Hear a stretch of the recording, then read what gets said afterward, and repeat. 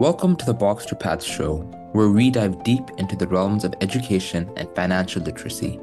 We blend insights on college education, career prospects, and the necessary financials to stay on your path. I'm your host, Dheeraj Naraharisetti, and today I am thrilled to have our co-host, Dr. Gordon Chiu. Dr. Chiu is not just an author, innovator, investor, and scientist, but also a visionary who has completed Wharton's Advanced Management Program and Harvard's Business Analytics Program. He has co-founded his startup Fingra in February of 2023, which has won that year's Global Tech Technology Prize in the Harvard Business New School New Venture Competition. Let's welcome Dr. Chiu. Hi, Hi. Dheeraj. Hi. Hi. Yeah. Thanks so much for agreeing to of coming back onto Box Path. And today I wanted to talk to you about what it means to learn, of learning to learn, what it means about that. Hmm. Learning to learn. Yeah. So important because it is the fundamentals of everything. In fact, I remember having a discussion with you, and we were talking about the target audience starts at, middle school, sixth grade. Mhm. Do you remember your sixth grade period? Like what was going on? Like how was it different between third grade, fourth grade, and fifth grade? How is sixth grade or seventh grade right at that transition? Like why was that? Was there any transition for you? Well, from what I remember, elementary school, I didn't think much, just having fun. Sixth grade, I started to get a bit jealous of my classmates. Mm, Some people were doing AMC math counts. Some people were a bit smarter than me. They had better grades than me. Um, they separated us, GT and on grade. So mm, that was there. Some people, and in elementary school, that didn't exist. There was no GT on grade. But in middle school, that was there. And it's kind of starting to transition into like competition, who's smart, who's going to be successful. Aren't Smart. you a senior right now in high school? Yes, I'm a senior. Yeah. So sixth grade was about 6 years ago, right? Yeah. Yeah. So right then, the past 6 years, it was about a mixture of jealousy, being separated, a lot of competition. Wouldn't you say that that really is what you got thrown into between your elementary school days and starting from sixth grade onwards, you started to care about what your teacher gave you as a grade, right? Yeah. Yeah. hmm Wow. Isn't that incredible? See, It is. I like the fact that we're approaching sixth grader because that is the grade that I taught um, at the number two known best known private school in the country. I taught sixth grade, and this was at the Horace Mann School. And Mhm. prior to that, I taught 9 through 12, all in the same year at a private high school boarding school in Westchester, New York. Um, Wow. hmm yeah, I got a chance to live with these students. And when I had the second opportunity to teach, which is what I kind of gave a TED talk on after I taught 9 through 12 and sixth grade at two different schools, I really started looking at it from the lens of a sixth grader, but also the sixth grader that comes from a fifth grader and fourth grader and third grader, in the sense that what are you doing is really important, right? The core essence of, do you know one day, Diraj, you have to take care of your family? Yeah. Yeah. And let me go a step further is one day when you hit my age, 50, your shoulders might be frozen. It's called frozen hmm shoulder. And if you look at the prevalence, it's about 50 years old. hmm And you may need, if you have glasses, you may need bifocals. And if you don't have glasses, you may need reading glasses because now you actually cannot learn the same way you were learning before. Things, even if you made the time, your physical situation will change once hmm again. You will age much sooner. Yeah. So how do you learn when your eyes don't work for you? work as well, right? Yeah, Or yeah, when you wake up in the morning and it hurts a lot, right? exactly. Yeah, Yeah. So you basically have um from because you have another 4 years of college, right? yep, yep. Yeah. So you're not done yet, No, no. but you certainly think you're very powerful because you've learned calculus and you've Yeah, learned chemistry and you've learned physics, but you've only I think tasted I've it. taken every single math course at my high school. I took all of them. Yep, Right. You took all of them. got A's in all of them too. So And you got A's in all of them. yeah. Right. There's a great TED talk out there on a person who actually got who failed all of her elementary, middle, and high school years. Hmm. Um, and um, um, and now she's a professor, right? So it actually doesn't matter so much that you got A's in high school. Hmm. And it doesn't matter so much that you failed in high school, but because you didn't, right? Because Yeah, there is the equalizing factor, and let's make it really personal now that you and I have gotten a few of these interviews in place. And do you remember I asked you what schools you applied to for college yeah, when I yeah. first met you, right?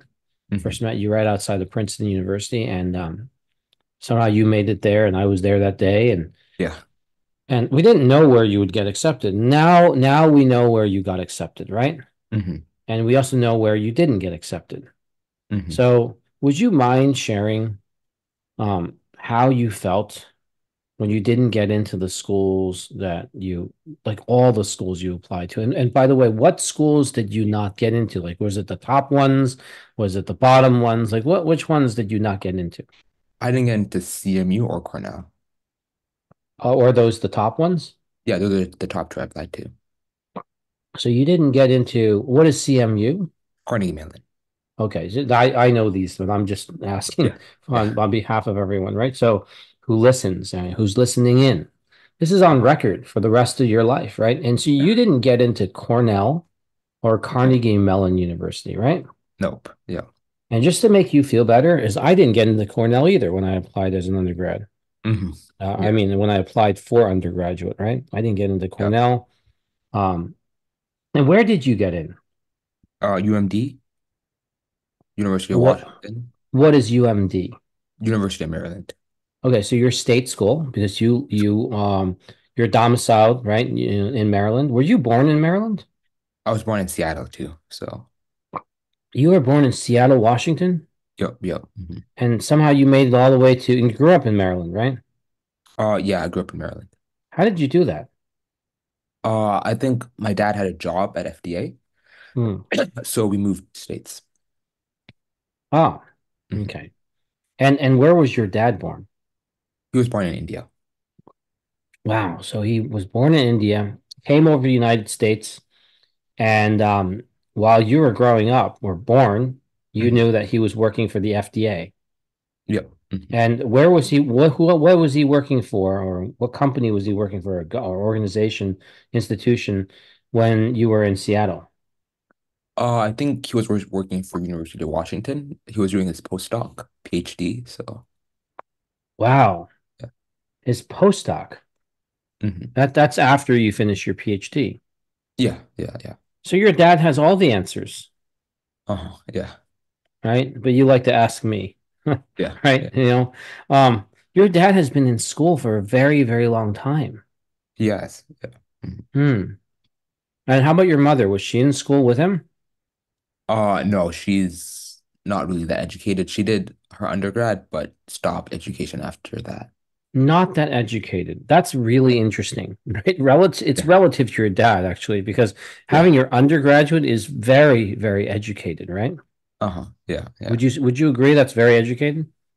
Pretty educated. Yeah. Or it's not really very educated? Tell No, us the it's truth.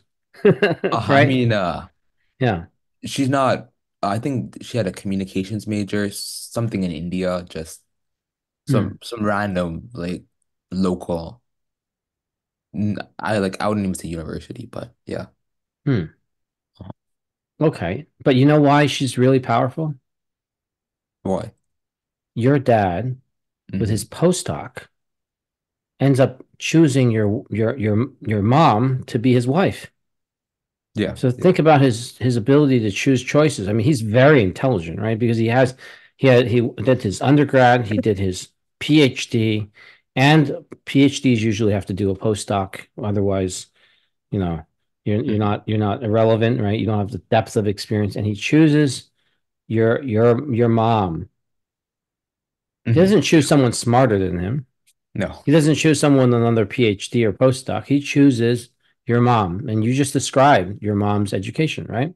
Which Mm-hmm. is still more than yours right now. Yeah, yeah. But eventually you might eclipse her education or you might not.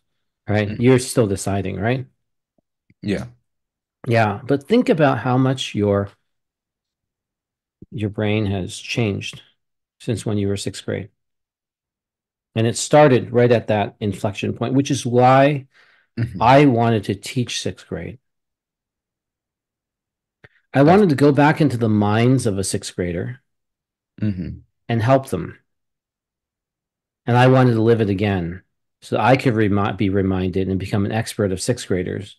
I mean, I really wish the Mm, past couple of days, mm. past couple of weeks, I've been really wishing that I could go back to when I was in sixth grade because there's so many things I would do different, you know? What would you tell yourself? Well, first, get into programming, start coding, start being able to do leak code, Mm, code a mm. lot because I think as an elementary schooler and sixth grader, that's the only way you can make impact, you know? Like that's the most accessible thing because The only way? I mean, I think because code doesn't discriminate with age, right? Like code is code. Mm, However, if you're going to do something like bio, you need a whole laboratory, you have to be age requirements. Coding, anybody can learn that. There's some the YouTube, Udemy courses, it's all online. And mm, the things they teach is very similar. And the Udemy courses that a sixth grader can watch are the same Udemy courses that probably a person at Carnegie Mellon watches to learn his CS course. So, mm. mhm. Do you know the age of a sixth grader? You were once a sixth grader. Do you know how old an average sixth grader is? 11, 12? Yep, that's right. I usually use 12 as the number. Yeah. Mhm. And so Taylor Swift started singing, right? Mhm. Do you know the age she started singing and taking vocal and acting lessons? No, probably 11, 12, sixth grade. A little bit earlier, she started doing it at age Nine, nine. nine. Yeah. So she started in elementary school, and not that many years, but 3 years is a lot of years, though, It right? is. Because if you backtrack every year as year and a half to be one grade, so then she could have been in fourth grade, right? Hmm. Okay, or possibly third grade, fourth grade, right? Okay, so that in one way that's half of a sixth grader, right? So you start from grade Yeah. one, right? So it's really important to have exposure, but then to keep on it, right? Okay, so Hmm. you mentioned about programming, important to learn a language. I learned my first programming language as C plus at Rensselaer Polytech. That was the undergrad I got into. It was my reach school, Hmm. and the other schools I got into were not worth mentioning because they were so poor. And I had scored below a 1200 on my SAT, which I shared on the TED Talk, my Below second one, twelve below 1200, but it was out of below 20, 1200. 2400. Well, back then it was based on 1600. And Uh-huh. then as I grew older, they raised it to 2400 and then they lowered it back down to 1600 as the Hmm. total score. So now we're back at the score I was Uh-huh. when I was in high school. And the SAT was really, really hard for me because I've never seen an exam like that before. Hmm. Never, never, ever. My high school never showed me that. And I had all A's in high school. Um, and I graduated top 10% of my graduating class, or 350 people. I graduated number 28. Um, and so yeah, I would say I was diversified and learned a lot of things. But um, I wasn't Taylor Swift. I No, wasn't focused on something. Pick anything and focus on it and keep working on it. I don't care what it is, right? You exactly. mentioned programming, but it could have been anything really. Mm, You like programming, but say your dad, because he's at the FDA, built a laboratory for you in your basement. hmm. Um, and you just kept getting more and more tools and various things to it, and it happened to be in biology, or it happened to be in like asphalt of all things, right? Because you mentioned Fingra on every podcast. Do you know that you would become an asphalt expert if you started at the age of 12? You don't have to go to nine like Taylor, but you know, at the age of 12, if you kept doing that, you'd become an expert at it because you are Wow. able to focus. The difference is that in school, you keep learning all these diverse things, but that none of them are really connected with each other. They're not. Chemistry is not connected with physics. Biology is not connected with physics. Mathematics, algebra is not really connected to geometry, although it No. is, but it might not be taught that way, Hmm. right? And why are you constantly having math? It's because it's important. It's really, really important. Yeah. Exactly. Exactly. Yeah. But it's not taught with the connection. So suddenly Hmm. you're like, first of all, you're very confused. Did you realize that how fast the time passed from your sixth grade to where you are now? Like, didn't that time go by really quickly? Exactly. Like I was thinking about it, right? So the average day is so fast because say you're a seventh grader, you come back maybe three-ish, spend maybe 1 or 2 hours doing homework, it's five. Then Asian parents, put you in all these other disconnected extracurricular activities, swimming, soccer, piano. You must get starting getting annoyed by all the distractions, right? Exactly. And Like, then how am I supposed to do anything if you bring me to all these places, right? yeah, yeah. And Yeah. then by then it's like eight, you do whatever, nine, 10, you're asleep. What time is it now? It's 9:50, What time did we start? 9:30. Right. So this is typically you just got to this time, and then you might have this interview with me. Not thankfully, it's not every day, right? Yeah. Okay. And what would you say? Um, my schedule's like. I mean, you have my WhatsApp, so Hmm. you text me and I chat with you, right? Hmm. What is the? I mean, you now have seen me respond to you at different times, right? Yeah, middle of the night.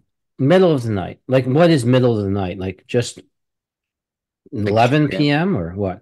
No, 2 a.m., 3 a.m. I've responded to you at 2 or 3 a.m., huh? That Yeah. means I'm awake, right? Yeah. So I'm 50 this year. Yeah. And I've learned to learn with discipline.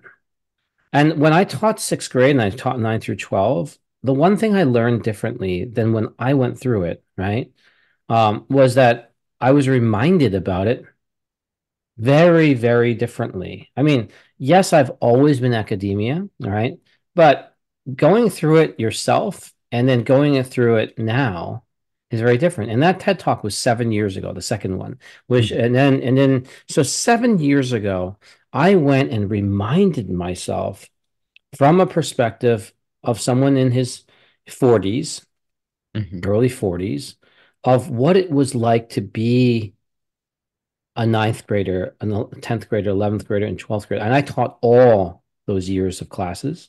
And Mhm. what I taught was chemistry specifically. So I taught AP. I taught, well, in that school, it was called IB chemistry. I Oh, wow. taught, yeah. So I taught IB chemistry. I taught 10th grade, ninth grade, chemistry. I also even taught New York State chemistry for those who were not able to take IB and had to drop down to the state level. This was a private boarding school. I taught that. And then when I taught sixth grade, I was in charge of teaching astronomy, Mhm. like the Yeah. stars, which is, by the way, the final frontier, right? Yeah. When you teach astronomy, the Earth becomes one really small segment of what you're teaching. Hmm. Yeah, and this is at the number two school in the entire United States of America. Wow. Yeah. Unfortunately, there was no boarding, so I had to drive there each day to the Bronx area in New York City from New Jersey. And Mm, so I would wake up at 5 a.m. to go teach sixth graders. By the time school started, I would be mm, there. And it'd be an honor because I always heard about the Horseman when I was really young. So I wanted to teach there. mhm, And they said you can teach any grade. And I really wanted to teach sixth grade. One is that after sixth grade, there are no parent teacher meetings, there are no teacher teacher meetings. Sixth grade, there's really nothing. It's just like really allowing the kids to break in. They're just breaking in. Seventh grade, they have to break in, but sixth grade, they're just breaking in. And I met some students who are really curious mhm, to ask me questions during lunch, and I would answer their questions. mhm. And About. it was about a variety of things. Mhm. Some of them were beyond their grade, I and I see. would answer their questions. Mhm, And the um, but not everybody knew to ask questions beyond. Like they would ask, like, what happens next, and what's after that, and what's next after that. And they would come and during my lunch hour, and I would enjoy um, sharing with them because do you know, like for me, it was like yesterday when I was in sixth grade. Just like it felt like yesterday for you. It does actually never goes away until you go and experience it a second time, but this time as a teacher by choice. Um, I wish there was another way to experience it. Like, can I just take sixth grade when I'm a ninth grader? Can I take sixth grade when I was a senior in high school? Can I take sixth grade when I'm in my mid 20s? And I also experienced a second time, this time not teaching, but this time, and this was in 2022, 2 years ago. I mhm. learned. I went back to kindergarten, I see. and I was taught how to go to kindergarten. And I had my toys, and we all had our toys. Some people were older than me in the kindergarten class, Mhm. and we were taught how to work with each other and not to take each other's toys, not to go beat someone up, Yeah. learn to respect them. And in that class of kindergarten, it was basically a year-long experience. Mhm. We all became alumni of the Wharton School, University of Pennsylvania. Oh, wow. And this was the advanced management program. Mhm. The cost of kindergarten was something around the neighborhood of 80 to $90,000. Mhm. Yeah. And all of them were CEOs and executives of their company Mhm. who had issues with how to command the employees to do what the CEO or the executives wanted them to do, but they didn't know how to get them to listen. Mhm. And obviously, we all tried yelling at them, Mhm. and it didn't work. Yeah. Yelling at people. Have you ever been yelled at Oh, I think by anybody? I've been yelled at. Okay, good. I've been yelled at too. And my age, when I was your age, I not only was I yelled at, I also was given like I was also beaten. Oh, me Right. too. So yeah. Oh, you've been beaten too? Oh, that makes two of us, right? So Yeah. so you see, if Oh, I didn't beaten too. start this, we wouldn't know. Yeah, it's great to be beaten, isn't it? Yeah. That Yeah. you find out that you actually have a psychological flight or fight response. Uh-huh. So now you're like shaking, right? And you can't learn when you're being beaten, by the way. Nor No. can you, and if you're being yelled at, you actually don't feel really good about yourself. Mhm. So, but you listen so that you don't keep getting yelled at. But the person who yells at you, actually, it's very bad for their health. People, do you know there's a 200% increase in heart attacks for people who yell at people? No. The yeller, the one who does the yelling has a 200% increase in having a heart attack. Mhm. Yeah. 200% increase. So, yeah, and then stroke and other things. So it's not, there's no benefits to yelling. It actually um, strains the relationship even. Mhm. But so why do we need to know how to learn? because what I learned in doing kindergarten again is we learned the essence of what kindergarten should have been had we been more aware of why we were learning kindergarten when it started in our first beginning of life. And we never would learn that again. But we were taught, Wharton brought in a professor that teaches the FBI how to negotiate with terrorists. Wow. Wow. Yeah.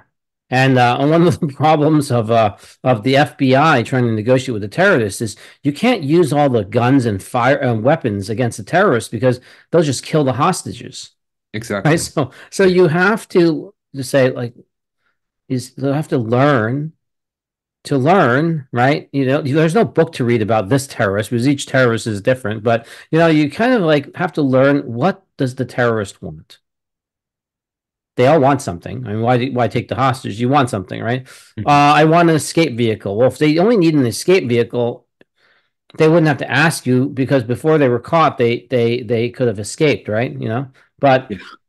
but they want something. Every terrorist wants something, and you have to figure out what it is that they want, and then you have to figure out what can you give them so that the hostages could be set free, right? And that's your goal as the FBI, even though you're so powerful. You can't use any of those weapons.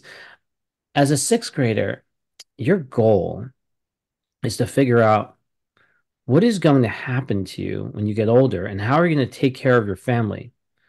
Hmm. And if you look around and see the tools that you are being exposed to doesn't help you, um, Hmm. like imagine if you were back in the Stone Age and they're teaching you all about stones, and you find out that we're going into the Iron Age.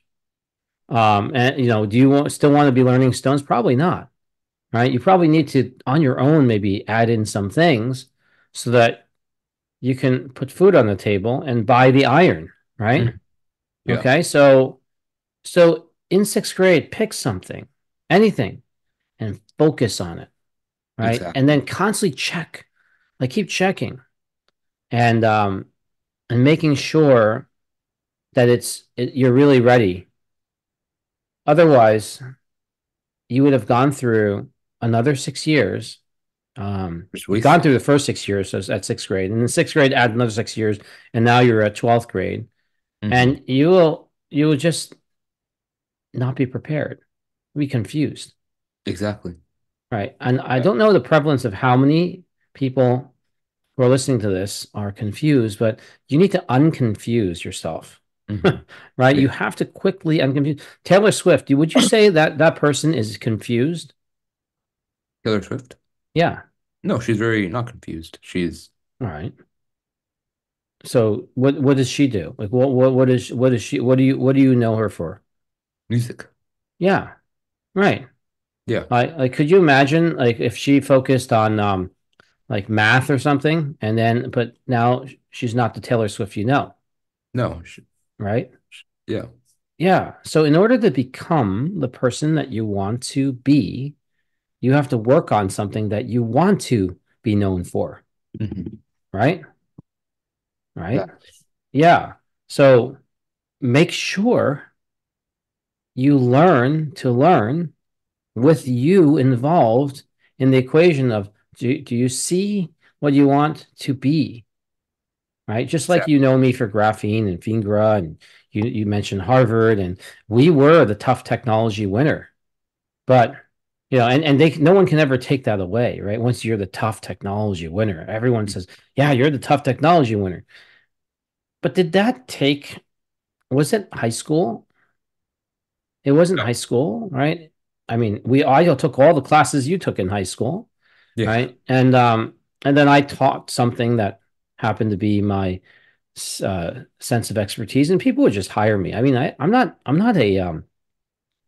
I don't have a degree in teaching, Hmm. but I got hired into these top schools, boarding schools, other ones, because people were enamored with the fact that I had worked on all these other chemistry things Hmm. that were beyond a typical chemistry book or Hmm. what people think of as chemistry. Yeah. And Hmm. and it is that focus I that you see. can start, right? My recommendation is to, if I had to go back, I would start earlier. Sixth grade is a great starting point. Just keep on working on it. Now, how do you know you want to work on something like that? You Exactly. should shadow people. You should go ask them, right? Like, Mm-hmm. how do you make a sword? What? How do you make a sword? Yeah, how do you make a sword that can slice through other people's iron swords? And how do you make a sword out of titanium? Oh, you mighty knightly person. And so you then go into the world of apprenticeship and you learn about sword making. How do you make sourdough bread? Right? Yeah. And how do you make it brioche style? Brioche meaning you have to add eggs and butter and other things. So it's more like naan. You're Indian, so I'll mention there's actually a sourdough bread that's dry, like Mhm. sourdough bread, or you can make it brioche, which is like fusing sourdough with naan. Ooh. Right. But so Wow. I changed the perspective because I know you're Indian, probably Mhm. had naan before, right? Okay, Yeah. so now I'm adding a bit of understanding, and in some of my shows, I talk about the chemistry of cooking. And then, but because I'm also a wellness person, I went to medicine, which has chemistry in there. I talk about how not to cook something a certain way because your body doesn't need certain extras that are highly processed or will be really bad for your liver. Hmm. Um, Instead of telling people not to eat fructose because it comes from fruit, I tell people to make sure you build up your liver so that you can eat the fructose. Yeah, if your liver weakens, you can't eat the fructose. And so now every time you eat fructose, it's like poison because your liver can't process it. It's a very different pathway. And my most recent LinkedIn post, right? Today's May 4th. So my recent LinkedIn post, I was invited to a company that presented at the Morton Steakhouse in New York City, and they're buying everybody lunch. I was one of the investors in there, Wow. and they're the first company to stabilize the T cell receptor. So T cells, right, are like B cells, bone from bone marrow, B for bone marrow, T cells. So the T cell has the ability to target cancer, but you have to stabilize the receptor, otherwise it's flippy floppy. And they're the first one. They were spun out in 2007, and they now they go public and IPO. I think it was in 2015, and then they got $150 million contract from Genentech, and then they lost the contract. They're down to 43 cents a share on the publicly traded indices, and they're presenting in New York, and this past Monday. Um, and so Hmm. this past Monday was what, the 29th. So on April 29th, I was there, Hmm. and you saw the stock tick up because they're very bullish, and the FDA decision date is in August, early August. So that's your dad. So he's Yeah. like you know, or at least where he works at. But that's a whole matter of wow, that's chemistry also, and getting invited to this lunch is chemistry also, and going to these things and it looks so good. Do you like that? Is also involving wellness and baking and how to make stuff. Yeah, chemistry is really fascinating. What did Uh-huh. we learn in high school though? Oh, we learned some labs that were pretty dry. It was very tedious. Yeah. You didn't learn synthesis. Like, did you make anything of interest while you were taking chemistry? When I took AP Chem, no, not really. Like, what did we do? We did ions, we did bonding, we did. But that's boring. Oh, yeah. So this is what I taught when I taught in 9 through 12. I Mhm. taught people how to make eggs. I brought in an egg making expert so that I could show you, the different colloidal chemistry like milk and everything. But I also want to show why adding sugar into egg beating could make the egg whites really white, and then we baked it and we ate it too. Yeah. As a teacher, I can like change up the class. So I did that. And I Hmm. also taught everyone how to make slime. Hmm. All right, the slime that you buy, and Yeah. Yeah. yeah, and also we showed how combustion works by lighting a little bit of, like, putting a drop of gasoline from the gas station and then lighting it, and then it exploded and it shot up to the roof. Wow. Yeah. Hmm. And then when I teach physics, I talk about how, like, you know, impulse and momentum, and and how, like, if you just like bump your car, four wheel car sedan, into a large truck, you will die. So, he's like, yeah, because you're gonna take driver's ed, right? You're gonna like learn about things. So don't you want like it to be really great storytelling leads to people really becoming really enamored about stuff, right? You Yep. didn't know Taylor Swift started focusing at age 9 on singing and voicing and acting. Hmm. Yeah. Yeah, if I knew that we had to start at that young of an age when I was in sixth grade, I would have probably picked some. I would have probably been on YouTube and saw that I want to be like XYZ, and I would work towards that instead of doing clarinet, Boy Scouts, research, and all these other not related activities. Well, I don't know. I mean, I every Monday afternoon Hmm. at 6:30, I am with a lot of voice and music professors, people and singing at many of these colleges. I've sent you pictures Yeah. that you could privately know. Hmm. And I speak so much that Hmm. I find it really important to um to learn how to perform. So some of these people um Hmm. taught individuals much like today as a teenager, Taylor Swift. Yeah. And so they've been teaching me for 3 years after I got a $200,000 research grant in for singing and how singing can heal how does singing heal your body? How does it work? I don't know. I got the grant. I won the grant. So now I got to go and do research.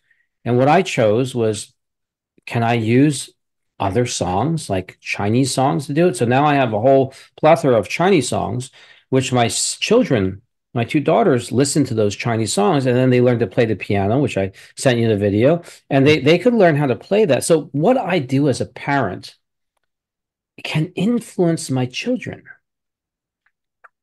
Now, Wow. not everyone has parents who do that, right? Hmm. But as a person, as a sixth grader, you can start putting together. Do you know there's a book called Rich Dad, Poor Dad? Yes, I've heard of the guy. Yeah, Mhm. yeah. So the guy who wrote Rich Dad, Poor Dad, he describes, right, that his dad, his own dad, biological dad, was a poor dad, but he would learn from his friend's rich dad. And that experience that Robert Kiyosaki is his name Mhm. shares is a great learning lesson. Now, many people read that book just to get rich or something, but I suggest looking at that book from a different perspective is that anybody can go and tap other people and create your own ecosystem, right? Of the things that you want and you like, right? Exactly. Yeah. And when you do that, you can make it really inspirational. Now, it's great if an adult near you helps you. That is why I brought my kids to the Harvard Club to play the piano, because Hmm. now they're playing in an incredible environment. That's the Harvard Club. That's not for everybody who graduates from Harvard. It's Hmm. only the ones who can still afford to pay that premium monthly amount. You also have to pay an admissions fee just to get Really? in. And then you have to then pay a monthly fee. How much is the monthly fee? Just for the club? Uh, I'll put it this way: it's very expensive, Uh-huh. Wow. right? Yeah. Um, the so I'll use the I'll pick a different club. There's also the Penn Club, University of Pennsylvania Club across the street. Hmm. So if you are 25 to 28 years old, it's $700 initiation, but then it's $700. Okay. Hmm. All right. But as you get older, unless you get to 35 plus, then the initiation fee is almost $2,000 and your annual dues are also $2,000. Wow. Right. Okay. So you have to be willing um to part with that.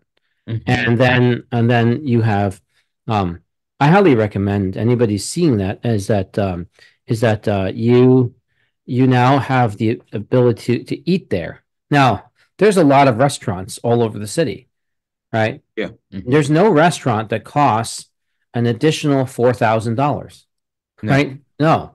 This is just if you want to be part of this club. Now, you won't get to talk with everybody because people go in there and they read and they do other things, but it's like a Harry Potter place when you go inside. Hmm. It's your Harvard away from Harvard, your University of Pennsylvania away from University of Penn, and you were there at Penn. Yeah. Does Hmm. Penn need a place in New York City just to remind people of Penn in Philadelphia? Right? Does Yeah. Harvard need a place to remind people of Harvard in New York City? You don't need that. It's not a need, but you go inside the club and you realize that even the plates say Harvard on them, right? And Hmm. and the it's you get reminded of that. So what is the purpose of imbuing that feeling into my children? Not to pressurize them to get there, but to show them that if you do, and if it matters to you, that this is let's reverse roles and you bring me there one day. And there's no don't you don't have to get there as an undergrad, Hmm. just some time in your life, if that's Hmm. is what you like. If you find it to be unnecessary, I can always bring you there, right? And remove Yeah. the pressure, right? The key is there are so many wonderful places to go to. You don't have to go to those things. Make the most of everything that you have next to you. Make the most of your time. Your sixth grade onwards, even into college, will be highly defocused, right? Exactly. It's a Yeah. bit more focused than high school because you won't have to have physical education and other things. You won't have maybe art if you're in the sciences, but the arts are really important because if you like, where do you think I learned how to do the TED Talks? At TED Talk? No. No. If I did that, it would have been too late. I wouldn't have been selected, right? Yeah. Hmm. Yeah. And then why would I get that singing grant? When I applied, I must have some art in my background. I must have a lot of public speaking, and I Hmm. must speak a lot publicly in order to improve my public speaking. It's like public speaking is very strange. Uh-huh. It's not programming, right? You have to say your ideas, and then people pay you to speak. But you need to speak often or be paid to speak often so that you know how to speak. So it's like a positive loop if it works for you, but Hmm. it's also really hard to get started because why would people pay you to speak if you've never spoken before? So how do you even get started? It's a cold start problem. Hmm. Yeah, it's just Yeah. cold. It's hard. It doesn't start on its own, right? So you need to get it going. So it's like a really odd thing, but once you get going, it keeps feeding onto itself. Hmm. Yeah. I see. Hmm. Yeah. Wow. That's Yeah. what you should be doing in sixth grade, right? Yeah.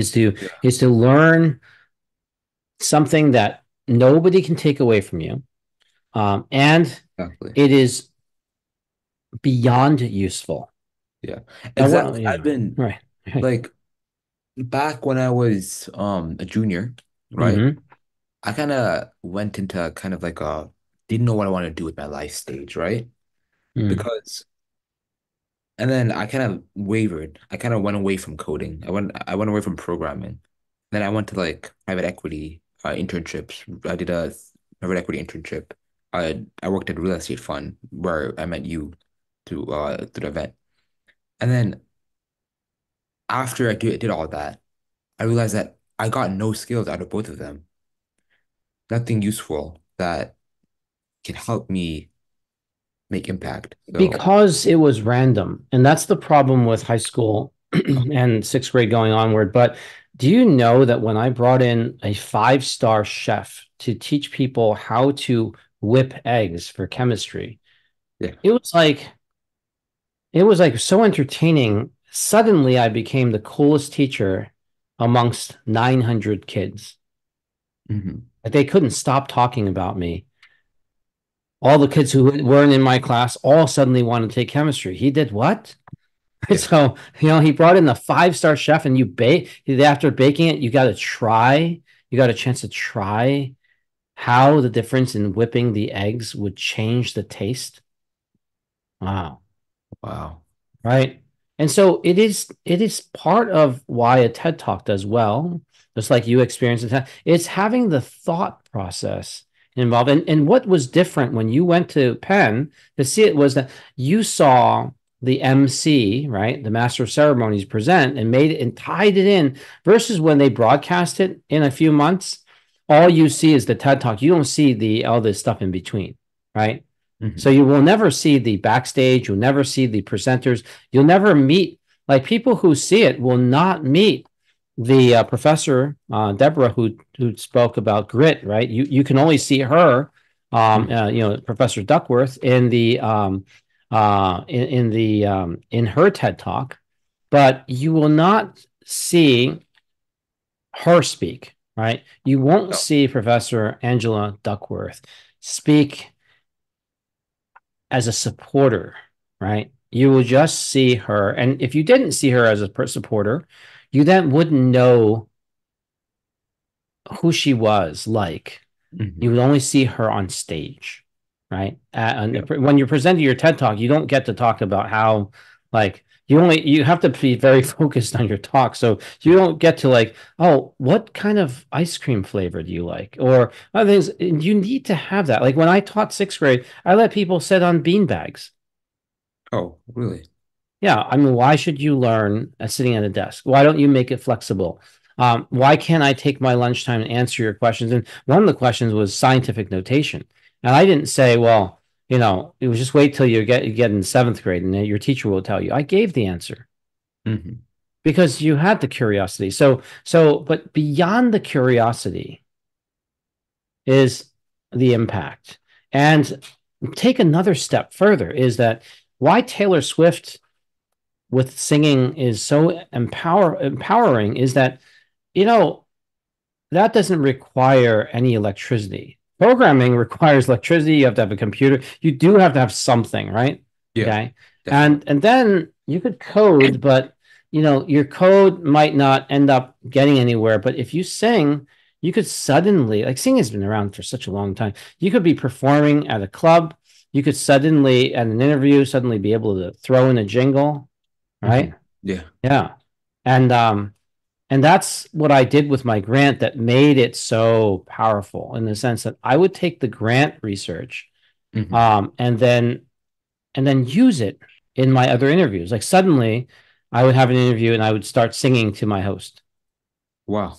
Yeah. Really? Right. And then what happened recently on the radio show was that my host Hmm. decided to play the song that I was singing, um, but have it also like from the 90s so that people could see and hear and be reminded of the nostalgic effect of that original song.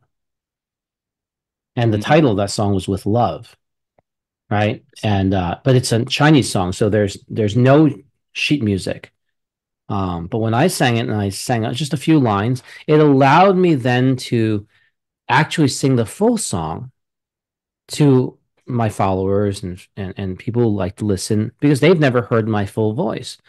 And that got me something really, really, really crazy. It got me another grant that otherwise wouldn't have happened, and landed two additional interviews Hmm. because the other host would say that is really, really impressive. That you would just ad hoc throw in something that you're learning in research and that you grew with it, and you do that. And that's what I like about developing your curiosity is try to develop curiosity that doesn't require you to have anything by you. Starting in sixth grade, develop something that requires no tools, no equipment. I don't care if it's like yo-yoing or something, right? Yeah. Just become really, really good at it so that people say, wow, you do it like you requires no effort, effortless. And that will be your skill that you bring with you for life. Even if it's yo-yoing or playing chess or whatever it is, right? Find something that you can keep developing until you're 90, until you're 100, and that you could do it anywhere. Find that one thing. Hmm. Yeah. Yeah. I think that's gonna inspire a lot of sixth graders to be who they want to be, and then make sure they're not as confused when they're my age, you know? Because if I had this guidance, if I had these podcasts, and I listened to one of them when I was in sixth grade, I would be what? I would probably be bigger than the founder of Theranos by now. Don't be like anybody else. Uh-huh. Yeah. Become yourself, right? And it's very hard because everybody's constantly saying, who do you want to be when you grow up? And what do you want to do when you grow up? Mhm. The answer is it hasn't been invented. It doesn't matter. That doesn't matter that you do not know. Yeah. But if you learn some skills that no one can take away with you, but you fundamentally fully enjoy, Uh-huh. right? Yeah. Yeah. I mean, I was fascinated with chemistry in the sense that what if I could find the 119th element, Hmm. right? Well, Yeah. what does that mean? There's only 118 elements. What does that even mean? It means that what if you could do something that no one has ever done before? Is it easier for biologists or chemists to do it? Is it easier for physicists or biologists to do it? And you start asking yourself, and then can I do it? Right. And so I came up with a way to make graphene without making graphite. And graphene comes from graphite. So how are you able to like skip graphite? How? Well, Yeah. yeah. I found a way to skip it. And the core way is that I believe that it was possible. You just have to believe it's possible. That's the first most important step that is it possible? Hmm. And once you find that what you were dreaming could be brought into reality, now you no longer live a life that's separated between reality and dreams. Is dreams now become your reality and you really are living a dream. Exactly. Yeah. And it is possible. Just like I was able to get you to see differently by being authentic to you. Hmm. Authenticity is really, really powerful. Hmm. It is. I cannot read or write Chinese. It's a fact because I was born in this country. And going to Chinese school I felt it was a waste of time. Hmm. But when someone drops you um, $1,000 to sing for 3 minutes, and you have like 8 or 10 people who do that, and this can Wow. happen to anybody, by the way, because they've never heard me sing a song before. So then you say, "Wow, what if I took some of that money and then paid someone to teach me how to sing? Right? Would I get more gigs? Hmm. Right? Would I get more gigs? And that's something really simple. I took it a step differently. Is I don't want people to pay me to sing, even though that's really interesting. I want to develop a new method of how to use singing. Since I already got the research grant for healing, Hmm. I then went to an expert who measures brain, and we work together, measure brain waves. And I wanted to measure if I sang in English, because English is my core language, and I Hmm. can't read or write in Chinese. If I sang in Chinese, would the brain waves look different? And what Hmm. we found I see. was that when I sang in Chinese, my Hmm. brain waves were much more pronounced. Pronounced. I see. Yeah. What do you mean by And pronounced? so if you don't even know what it means, why is it more pronounced? Why is it coming deeper from within the soul? Hmm. Yeah. Yeah. So, and then if I learned that, could I then make my English more soulful? Could I make it when I speak to be more embracing so that I could reach my audience differently? I see. Yeah. Right. Once I could do that, I mean, isn't that what the like why one person has a different audience than another? And it's not always about more people, but the quality of the people who come to you, right? Mm-hmm. Exactly. Right. So if you could find something that could help you Mm-hmm. change how you story tell, change how you tell the story by knowing why you're telling the story. Just like today about sixth graders, it's about telling a story that is fundamentally from their perspective. Mm-hmm. I I see. loved my daughters so much before they were ready to get to sixth grade. And they're still not at sixth grade yet. Right now, my oldest one is ninth grade. I mean, 9 years old. So she would be third grade. Mm-hmm. But then in 3 more years, she would be at sixth grade. Right. So she Yeah. in 3 years' time, and every year we go through and look at are you the world is going to come by. Time doesn't wait for anybody. It No. keeps going by really, really quickly. Mm-hmm. And one day you have to take care of your family. So um, how you take care of your family. Will you choose a career that has time? Will Mm-hmm. you choose something that will give you freedom? Maybe you may want to learn a skill that requires no power, no electricity. Yeah. Wow. I um I don't know this for sure because there's no way to check this, but I was on the phone today with the inventor of Bitcoin. Satoshi Nakamoto. Yes, Satoshi was on the other line with me. Really? Yeah. Wow. Mm-hmm. Yeah. And he said he wants to invest $1 billion on working together. Wow. Yeah. Um, Unfortunate. I'll be getting that. I'll be going down to the source that introduced me to Satoshi. Ron and I never met before, but we've known each other for over 10 years. And I Wow. will be heading down to the South Carolina area to look at cotton and textiles and graphene.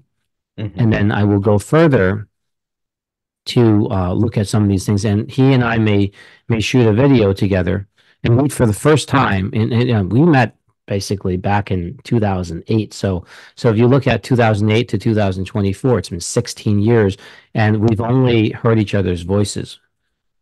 We have never physically met, stayed as friends. Ron is a tremendous architect. He has done architectural designs for really powerful people, and he has a special location that may become a central laboratory for Mm-hmm. some of Satoshi's um, works, and he wants to include what I'm working. I mean, I've shown you pictures of things Yeah. Yeah. that yeah, and this Tuesday I Mm-hmm. have been invited to attend something that's put together by Space Force. Space Force. Yes, that's the U.S. government, Oh, Space wow. Force, right? So Yeah. Space Force, and this guy, he was from the Air Force, and then he got inducted into Space Force, and he's invited um, me to be at that event to see how we could work together. Wow. So is it possible to keep dreaming? Is this a dream? Right? Is this just all made up? You have a direct line into building this entire crowd. You're watching these things. Had this happened, or had I known it would happen, I would have told you, either through text or in a different interview. Right? It hadn't happened yet. This all came and happened today, Saturday, this morning, a meeting after meeting. I didn't know I was meeting Satoshi on the other line. Wow. Yeah, his name isn't even Satoshi, but that's a whole nother story. It's like, yeah, this is like wild, right? Uh-huh. Yeah, he didn't sound Japanese. I didn't visually see him. I only heard his voice. It could be all made up for all we know. I mean, Space Force is not because that's a bit official, right? And I got the email and I'm fully registered, so I had to go through clearance, so that I know is real. But who knows if Satoshi is real or not? It doesn't matter, right? Uh-huh. Right at that moment, do what you need to do. Learn the skills that no one can take. And Satoshi was saying, like, you know, this quote unquote Satoshi was saying like, "Oh, I'm so honored to know you because you were the one who figured out how to make graphene skipping graphite, right?" Yeah. And yeah, um, and another person might say, "Yeah, yeah, you're the tough technology winner out of Harvard." Yeah, that's great that that's really great. But how did it happen for you sixth graders? It happens at that spark in that moment where you learn a skill. And I started later than sixth grade, so it worked for me. You know, Yeah. if you start at sixth grade, you will become all powerful. You will be the all powerful one. It's not, you won't be like someone else. You won't be the next Oprah. You won't be the next Elvis. No, you don't need any of that. You will be the next most powerful you. And there's only one you in the world. So just really, really focus. And I gave you, after you told me about programming, not that programming is any good. There's nothing that's not good, by the way.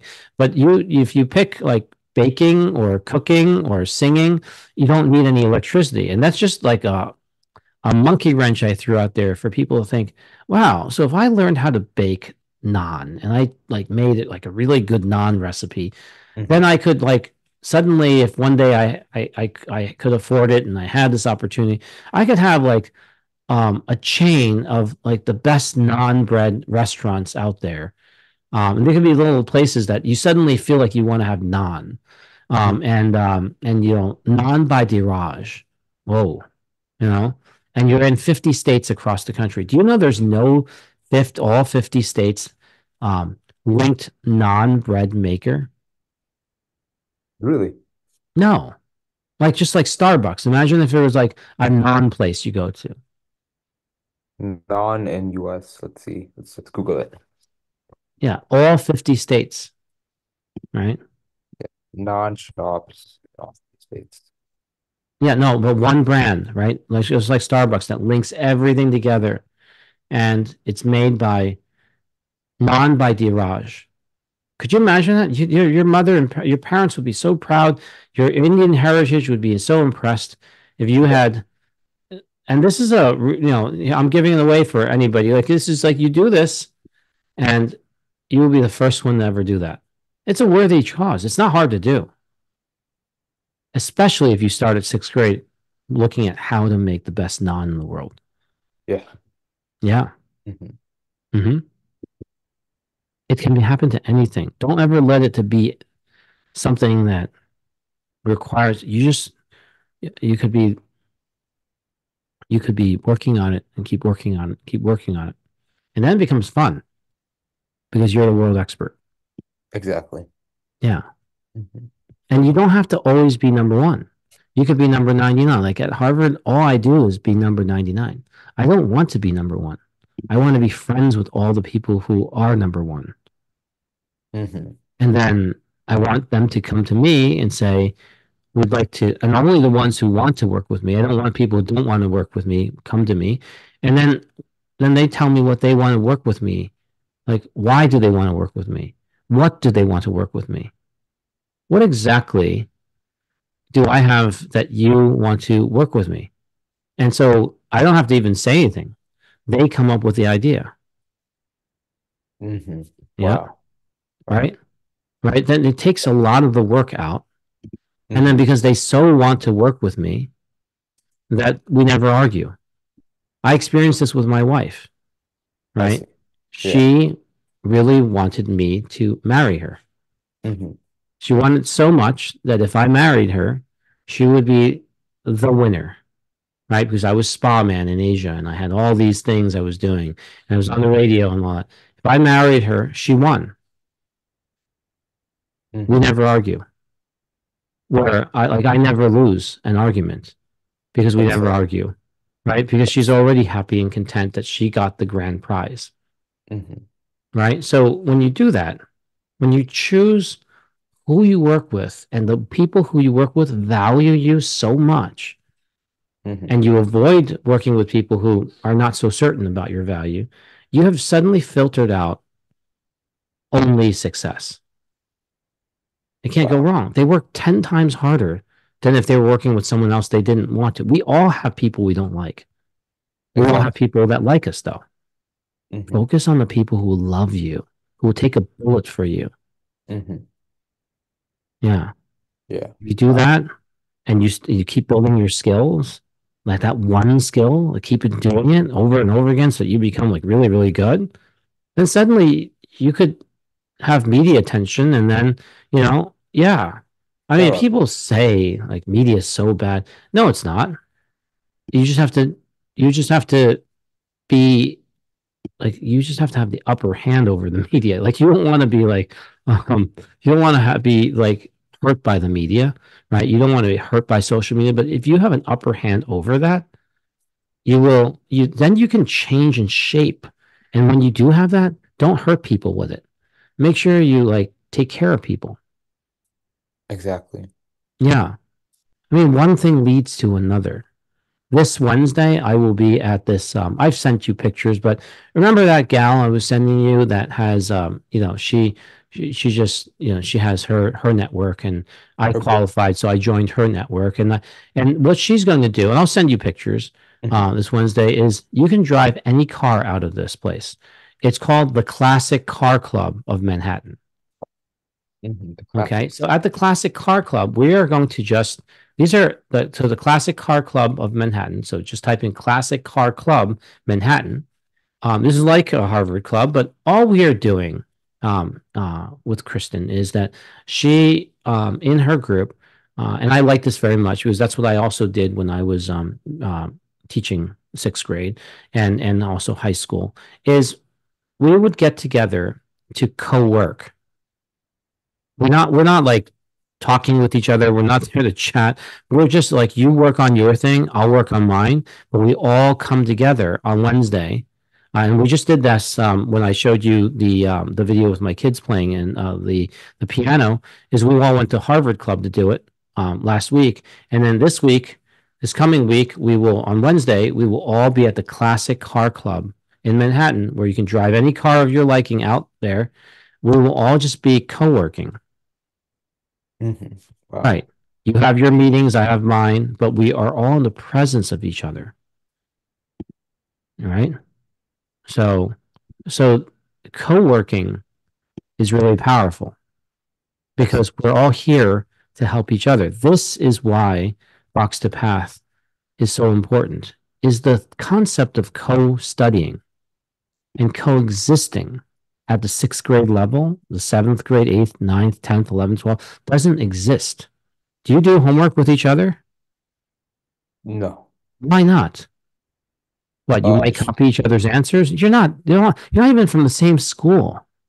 Why hmm. can't we just turn it on, right? Hmm. Once a month, if you're a member, right, of Box to Path, and with your membership, you get to come inside the room where there's thousands of people connected. All you're hearing is each other breathe. Hmm. All right. Yeah. Do you know how much we all got done by co-working together? These are adults. It happens to be out of Harvard, but Kristen is from Harvard, and so yeah. But we don't care about that. We just care about can we help each other get further, and we'll pick like these clubs, right? These Hmm. places that we all have like memberships or other things like that, and we're sharing. We're inviting each other to be there, and then we just motivate just by being there. We won't motivate by saying anything, even. Just come, Hmm. Wow. That's really powerful. right? Come. You Yeah. could be programming. I'm doing my singing or my other research or my graphene stuff. It Huh. doesn't matter. I could be talking on to Space Force and you're there. It doesn't matter what it is. Just Uh, be in the presence of each other. uh-huh. And that's why I think your leadership in Box to Path is so important because you're a senior in high school. You have Hmm. lived through the 6 years and you're the closest to sixth grade, closer Yeah. to sixth grade than me. But I can definitely say that co-working is the one thing, co-studying is the one thing um, that is really missing in the core of sixth grades to high school and even college. Yeah. Definitely. Yeah, Because because everything is so by ourselves. Like we don't talk that much. outside of school hours, like me and my friends. But In fact, the United States is very strange. It's like when you grow up to a certain age, you're expected to move out of the house from your parents. exactly, yeah, That's like crazy, scary. yeah, yeah. Like, can I you don't imagine? understand. Like, Like, yeah, what are you going to eat? Like, what if you eat the wrong things and you shorten yeah, your life by like 30 years? uh-huh, Right? No one's there to look at what you're eating. yeah, Right?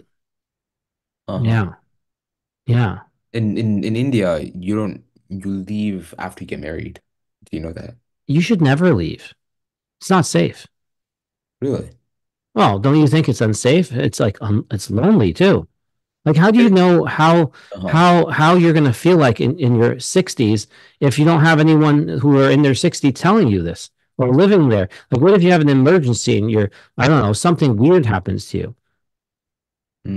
I What if you see. get pregnant and have to have a birth, but no one around you has ever been pregnant before? Not that you and I will have that problem. We're men, but Yeah. I'm just saying, right? Like, what if you had something happen to you, and because you have no elders around you, you have nobody to really check? Mm-hmm. What if you died in bed the next day, or Wow. woke up and couldn't get out of bed because I don't know something didn't work right? Mm-hmm. Who can you call? You can't even get to your phone. Right. So I'm Exactly. not saying that these things happen. It's just like being alone or in small numbers is not a safe thing. It isn't. Not at all. No species does that Mm-hmm. successfully, right? I mean, ants work together. Wolves travel in packs. To be a loner, I mean, maybe the fox is a loner, but it's still, it's just not usual.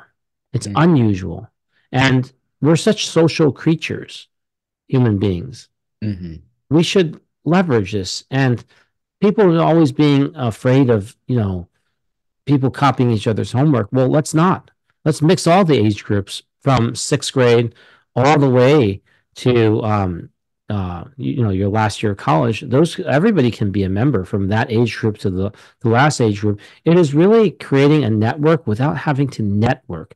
Networking, proving yourself, offering what talents you have, that's too much. Exactly. Like I had to like to meet you, I had to what? First do well in the internship, Hmm.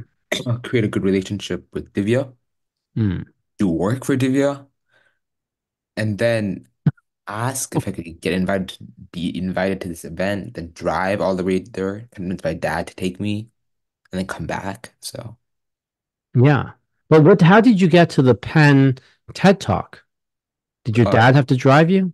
no, train. Yeah. So you could have gone by train, right? Yeah, yeah, Yeah. Except that Princeton place, I don't think trains would have reached there. You would have been lost in the middle of the woods somewhere.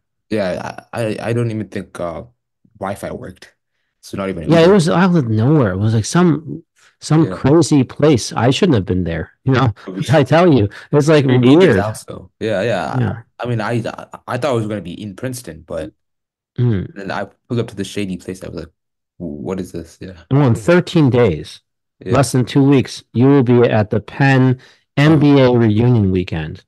And once again, I will barely see you. Hmm. Yeah. Yeah.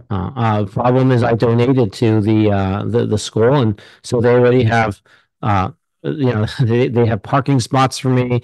They have a meeting with, the president. They're going to have a separate session for me. It's plus I have to leave. I have to be out down in South Carolina, so I have a long, long drive. Hmm. Um, and now you know about Satoshi. I mean, there's all these things that are happening. So we connect a lot on Fox the Path here. And when you ask me questions, and I want it to be like if there's anything you need to build that doesn't exist. One is that 50 states, there's no one brand of naan. That you have to do. And the other thing you have to do is you have to you have to create this network without networking, right? For all sixth graders through to their last year of college. Hmm. Yeah. You don't have to explain like why are you in this network because you went to this school. Make all that irrelevant. Is you're in this network because you want people to be around you that care about developing themselves to a greater level. Hmm. And that's all it is. You know, you could probably sell that network for, I don't know, lots of money, but that wouldn't be a right thing to build it. You should build it with love. If it's worth something, you should make sure everybody who's part of the network also gets a piece of it, because it's so powerful. But I'm sure advertisers and brands would love to have access to a network like that because Hmm. you've just had suddenly filtered out everybody who wants to improve themselves. Um, Exactly. right? They all don't want to be lonely. So don't learn to be by yourself. I mean, why learn to be by yourself when you don't have to? No, you don't need to learn to be by yourself. You learn to be with others who also want to be with you. Exactly. Yeah. Yeah. Right. Nobody told me what I'm telling you at this age. My parents didn't tell me. Other people didn't. They didn't know to tell me. I didn't know to ask. But now that I'm a parent, right, and now that I'm 50, right, I want to tell. Hmm. Yeah, I want to tell the truth, which is you don't have that many years. Why waste time trying to learn it alone? Like, why reinvent the wheel of how to live alone when Exactly. you don't have to? Mhm. The world is too advanced. 2024, we're going into the iPhone 16, right? Why even the iPhone changed their plug so that it's now a USB-C. So if things can evolve, why Hmm. not evolve how you build your sixth grade through to your last year of college experience? If I were you, I wouldn't go to college this year. No, I'm not actually. Really? Oh, that's great. My dad is actually in India and he said we can talk about it when he comes back. So he's thinking about he said, maybe. He said maybe. Well, So the reality is, do you know how much more powerful? So first of all, if you did this when you were in second grade, you'd set and you drop out a year, you'd become the tallest person in second grade. Right. really? So, right, because now you're really a third grader, but you just stay when you're running. If you change your setup, I mean, it's tough because you have to convince your parents, but it's easy because your parents actually went through that transition period. They already knew the problems. And they know that at this age, like if you don't get into the better places, you know, everything's different. It's a really unfair, but it is really true. Like, what are your grades that you just didn't get into these top schools? Like, how bad were your grades? They Um, weren't bad, right? they weren't that bad, no. Right. Where are all these people coming from that took all these spots, right? Exactly. Yeah, yeah. So now if you want to make yourself really exceptional, if you have an extra year to do that, it'll be exceptional. Hmm. Because that's all you're going to focus on. You're going to focus this entire year on making yourself sound different, look different, be different, right? Be fitter, walk And confident. well, and you can afford to do it. Your parents are still Yeah. paying for everything. Yeah, But I'll you still know, do it. if you rush this and you go into the mix with the wrong door, Yeah. you come out and you have to pay for everything yourself. Then I wouldn't be able to eat as well, Yeah. Yeah, I mean, your dad figured it out all the way from India, Hmm. but that was a different time period, a different system, different pathway, We have to right? work much harder. That's very true. Well, there were different opportunities. It's, When you grow up, there'll be different opportunities. There's no right or wrong, better or not. It's just different opportunities. yeah. Hmm. Yeah. Now, one thing I learned from the Penn and Harvard Club is that once you join the club, you actually have as you know, I'm traveling to South Carolina and then to Florida, but the number of clubs that I can go to once I have access to one club is I could go to 15 other clubs as I'm heading down. You've And been all these walking club everywhere. members are ready to meet with me. Wow. Right. Yeah. So they you trying to like guarantee. So that's I'm giving you the roadmap of how to build Box to Path, right? So imagine someone joining Box to Path. They stay on the club, and then but because you inspire other people to be ambassadors of the club, the initial ambassadors, and then you keep building this, they get invited to different events, and everybody helps each other become even better, Hmm. you know? Yeah. Yeah. And then, by the way, these other clubs, I took my two daughters to both of these clubs. Um, and I already brought them to two clubs. And there's still 15 more, right? And they get to eat, you get to eat at eat dinner at these places. And one day, if we get to go to the Penn Club in the city, you can actually stay in the club. There's a hotel inside the club. Oh, really? Yeah, so now you're in the city paying like, you have to pay to be like a hotel, but you're with only like people who graduated from Penn. Hmm. Yeah. And so it's like another home away from home. So as you go down all over, I mean, let me see here. Um, I'm going to look up if there's any club in India. Okay. Yes. So as a Penn graduate, you have access to one, two, three clubs in India. Here's the first one: the Bengal Club, Chowringhee Road, Kolkata, West Bengal, India. And the Hmm. website Wow. is the Bengal, Bengal Club, club.com. Then the second club is the Bowring Institute, 19th Street, Marks Road, Bengaluru, Karnataka, India. Right. And it's Bowring, Bowring Institute.in. Then the third club is the Jaisal Club, Jaisal Club, Jethwai Road, Jaisalmer, Rajasthan State, India. Hmm.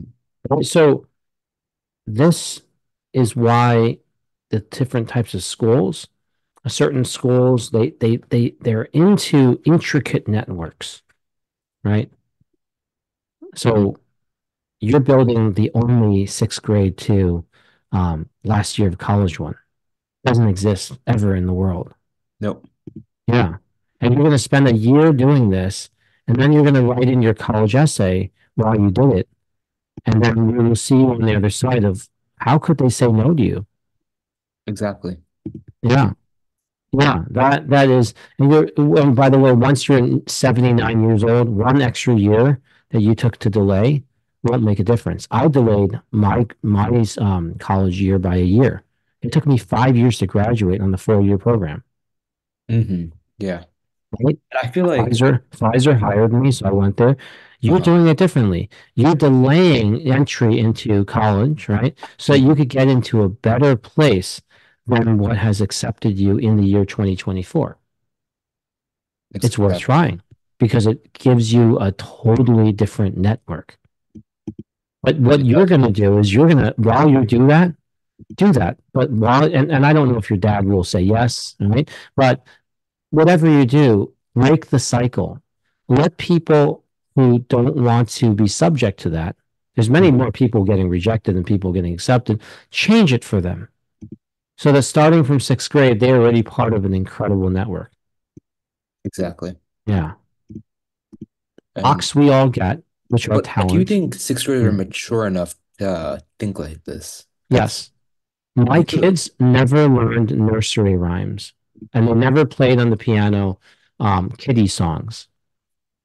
And so someone said to me, what about their childhood experience of learning all those fairy tales? I said, people drop their fairy tales because they find out they've been lied to and it's not true, right? You want what if a kid could go through an adult lens while they're still a kid, right? With all their dreams and passions. And then so that when they get to an adult life, they don't go experience shell shock. They've exactly. been learning the same thing ever since. See, being consistently learning the same way so you don't have to change up how you learn Hmm. will make you just an expert sooner, Hmm. right? Exactly. I introduce my daughters to other adults who are extremely talented, Hmm. and I leave them alone with them to chat. I But do don't they want to change. understand? Because like they're only 7 and 9, right? They're small little girls. Do they understand? Like, Oh my goodness. Of course they do. Because I always ask them. Do they care about things like this? Like when I was growing 100%. up, 100% they do. they don't like playing with dolls. No, No, they oh, don't. They said that's a waste of time. really? Yeah. They don't In ask fact, for a in fact, Barbie when I was in doll. the city, right, and when I was in the Harvard Club and in the Penn Club, they said, you know, and we looked at the contrast. No other parent was bringing their 7 and 9 year old to these clubs.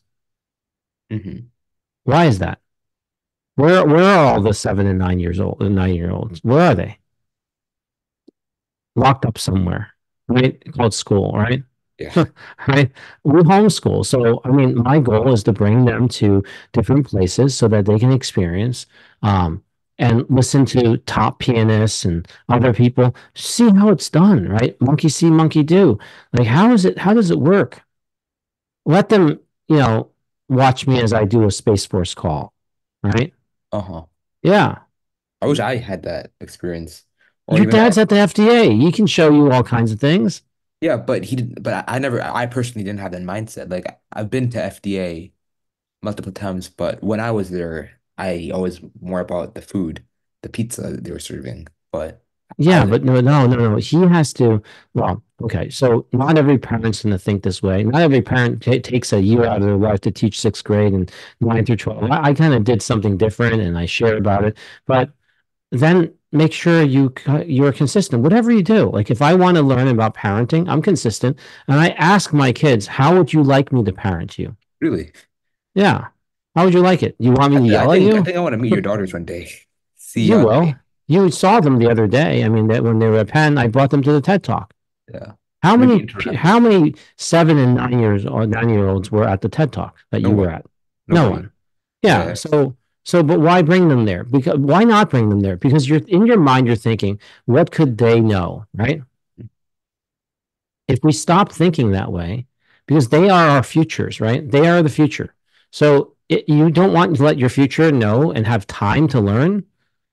So what if they don't know anything? They're not supposed to because you don't think they will anyway. So bring them there, right?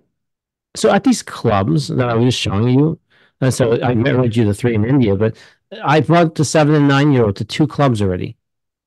And hmm. they sat there and everybody was looking at them because most people in these clubs, I mean, not all of them, but in the ones in New Jersey, they were like 70 and 80 years old, right? Very successful because it's very expensive. And then they see a 7 and 9 year old, Hmm. right?